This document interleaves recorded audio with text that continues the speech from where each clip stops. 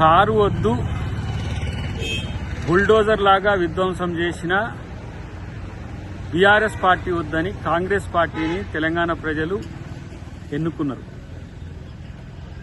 వాళ్ళ కారు వద్దు, బుల్డోజర్ వద్దు, వాళ్ళకి కావాల్సింది చెయ్యి అని తెలిసింది. మిస్టర్ హరీష్ రావు గారు, మీరు మీ బామ్మార్ది గారు ఎంత ప్రచారం చేసినా మీకు ఒరిగేది ఏమీ లేదు.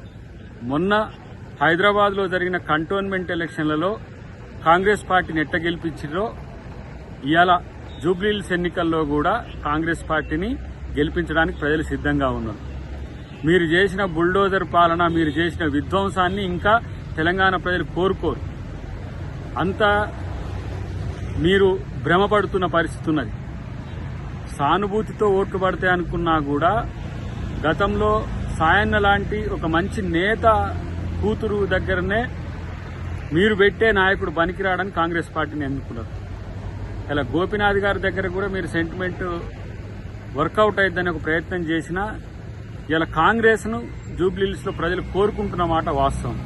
కాబట్టి మీరు ఎన్ని సెంటిమెంట్ రెచ్చగొట్టినా లేకపోతే ఇట్లాంటి స్టేట్మెంట్లు ఏమి ఇచ్చినా మిమ్మల్ని ప్రజలు పట్టించుకోరనే అంశం మీకు తెలిసేంత వరకు మిమ్మల్ని మేము ఏం చేయలేము. ఎందుకంటే ఇంకా మీరు భ్రమల్లో ఉన్నారు.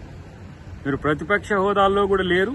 ఉనికిలోనే లేని పరిస్థితుల్లో మీరు జూబ్లీహిల్స్ ఎన్నిక గెలుస్తామనే ఒక భ్రమల్లో ఉండడాన్ని బయటికి రావాలని హరీష్ రావు గారికి హితం.